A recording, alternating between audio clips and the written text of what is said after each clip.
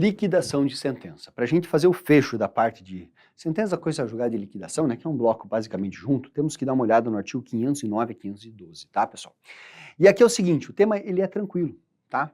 O tema é tranquilo por quê? Porque a regra é que a sentença seja líquida, tá? Mas se ilíquida for, nós temos o quê? Nós temos duas possibilidades de liquidação, certo?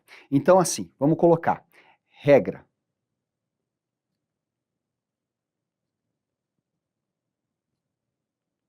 Tá? Regra. Nós temos como regra sentença líquida. Tá? Ah, professor, mas vamos lá. Às vezes a sentença vem líquida, mas a gente precisa, né? Tem lá a definição do principal. Tem a questão da correção.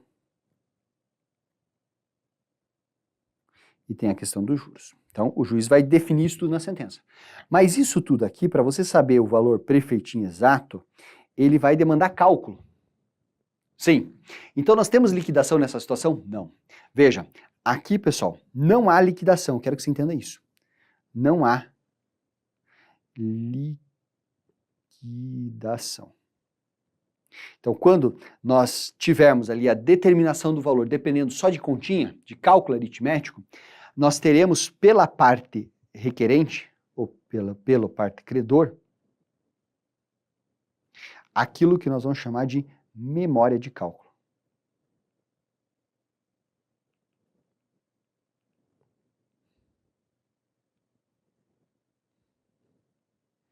Se você quiser, é o planilhão. É onde a parte credora, requerente, vai informar ali o que ela imagina que tem que ser em relação ao cálculo desse principal, correção monetária e juros. E não é um cálculo tão simples, não. Ele às vezes é um cálculo imbricado. Naturalmente, quando essa memória de cálculo ela for apresentada, né, o juiz pode e vai ouvir a parte contrária. Então, vai ouvir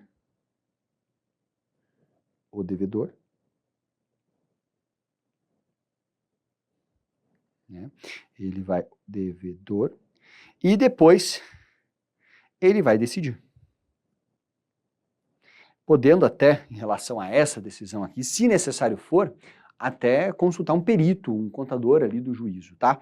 Mas veja, a regra aqui é o seguinte, você vai considerar que é líquida a sentença, vamos até marcar aqui, ó, é líquida a sentença, se você depender, né, se você depender tão somente de cálculo aritmético, tá? Eu vou colocar aqui em cima, de cálculo aritmético.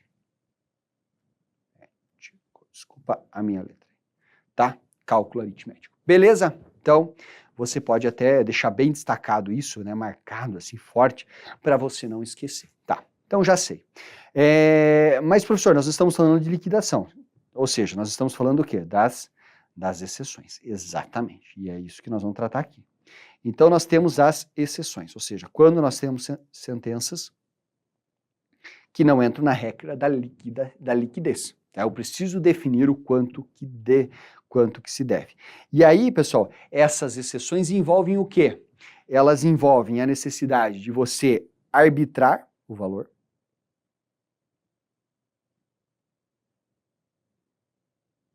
Né? Por arbitramento. E esse arbitramento, ele vai decorrer aqui, pessoal, basicamente do quê? Né? De pedido da parte autora, as partes combinaram, do juiz, o juiz entendendo que tem que ser arbitrado, ou até mesmo em razão da natureza da relação. Depende, às vezes não tem jeito, tem que ser arbitrado. Então o juiz pode vir arbitrar ali, vai arbitrar o valor, tá? Né? Enfim, arbitramento, por exemplo, dano moral. Tá. Ou ainda nós podemos ter o quê? Né? Ou ainda nós podemos ter a liquidação, né? Que é dita aqui pelo procedimento comum.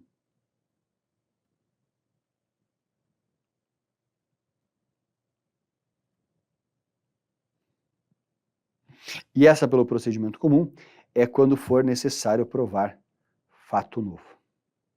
Então, basicamente, eu tenho que fazer um fato novo, tenho que provar um fato novo. O exemplo que eu gosto de dar aqui é aquela situação que envolve, né, pessoal, você vai lá, tem uma ação que você está discutindo os poderes do representante, se ele agiu dentro dos poderes, fora dos poderes e tal, e aí você chegou lá que ele agiu de determinada forma.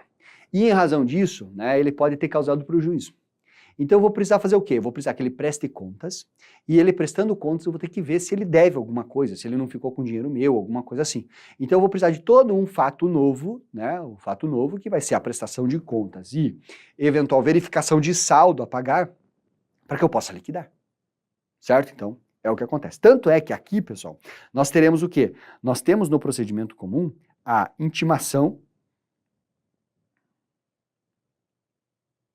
a partir do requerimento, né? A intimação para contestar em 15 dias. Então, fica apertadinho aqui, mas a ideia é essa. Você vai intimar a parte devedora para que você apresente lá sua petição inicial para que seja iniciado o procedimento comum de liquidação, é bem isso, e a parte devedora vai ser intimada, porque ela já faz parte do processo, para que ela aconteça em 15 dias, e o processo vai seguir, vai demorar pra caramba, né? Vai. Aqui no arbitramento, pessoal, nós temos o seguinte, ele pode ser feito pelo juiz, mas o juiz também pode contar aqui com o perito. Né? Eu não gosto desse maisinho, porque dá a entender que tem os dois, né? Mas não é necessariamente os dois. Pode ser que sim, pode ser que não. Então, às vezes o juiz diz, olha, não consigo arbitrar, arbitra de caro. Não, não consigo arbitrar, vamos ter que fazer uma prova pericial. E aí ele pode fazer a prova pericial para arbitrar. Perfeito? Lembrando que, se você tiver uma decisão, né, parcial de mérito, eu posso, ou melhor, uma decisão que parte é líquida, deixa eu ficar em tela cheia aqui com você, se ela for parte líquida e parte líquida, o que eu vou fazer? Eu posso promover o cumprimento de sentença da parte líquida e a outra parte eu vou fazer a liquidação. Só que eu vou ter que fazer em autos apartados, certo? Da mesma forma, se a sentença for ilíquida e houver recurso, como o recurso leva todo o processo, eu posso formar autos apartados para promover a liquidação enquanto o recurso está sendo julgado. Só que são autos apartados. Então nós temos autos apartados em duas situações. Se tiver recurso e eu quiser liquidar, ou se eu tiver parte da decisão líquida e parte da decisão ilíquida. Perfeito? E com isso a gente encerra todos os elementos do artigo 509 até 512 para a sua prova. Claro, para eu fechar, é importante que eu faça uma rápida revisãozinha aqui, né? Lembrando, a regra é sentença líquida. Se ela não for líquida, tá? Você pode buscar cumprimento, ou melhor, liquidação por arbitramento ou procedimento comum. Procedimento comum é quando eu quiser provar fato novo.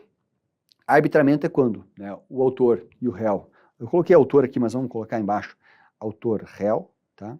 Vale para os dois, juiz ou em razão da natureza jurídica da relação, certo?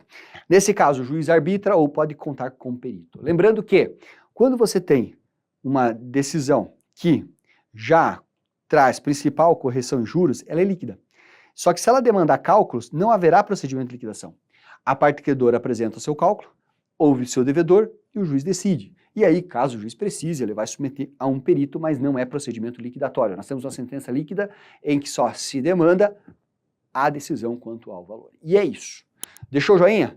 Coloque sua dúvida aqui no comentário se ela houver. E um forte abraço para vocês. Liquidação. Nós encerramos. Até mais.